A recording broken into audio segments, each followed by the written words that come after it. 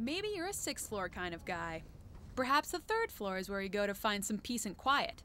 But there's a good chance the first floor isn't at the top of your list.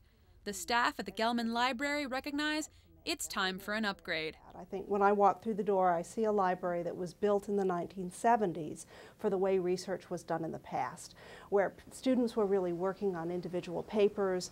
They were primarily studying alone, quietly, and creating scholarship in the form of papers, and that's changed. The staff at Gelman aren't the only ones who've taken notice. Some students agree that parts of the library leave something to be desired. They're mediocre. I mean, they could be better since it's GW and everything else here is like shiny and new. So it could be a lot better, I think.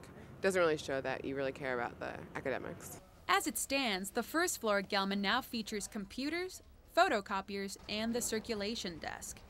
As a new generation of students comes to the university, these facilities may not be enough to suit their needs. What worked with our current library and what we would like to change for the way students work differently. And libraries across the country are doing this. They're really renovating spaces for the changing needs of students. The proposed first floor renovations attempt to modernize current technologies and make use of unused space. Well, one of the things we're very excited about is the possibility of creating a learning commons. We also would like the furniture to all be reconfigurable so that a group of 2 students could study together, or a group of 6 students could study together, or an individual student could study privately, and be able to create mashups and multimedia presentations, to scan materials, to really put together a variety of scholarly kinds of research to create new knowledge in research. The project won't come cheap. The price? A steep $5 million. While some students feel it's necessary, others believe the money could be used elsewhere.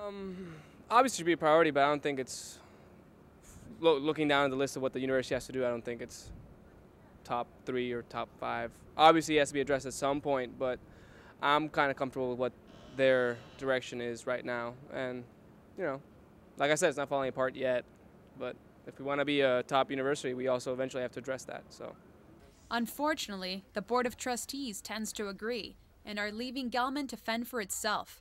Instead, the project will be strictly donor-based. In terms of how long it will take, I'm an optimist, and I like to say that we could get the money tomorrow. And if we get $1.5 million, we would start working with focus groups right away to look at the animation and the blueprint and say, okay, we're really going to do this, and we want to make sure that you're included in the planning. With the proposed renovation completely at the mercy of donors, it's hard to predict when Gelman will catch up with the rest of the university and enter the 21st century.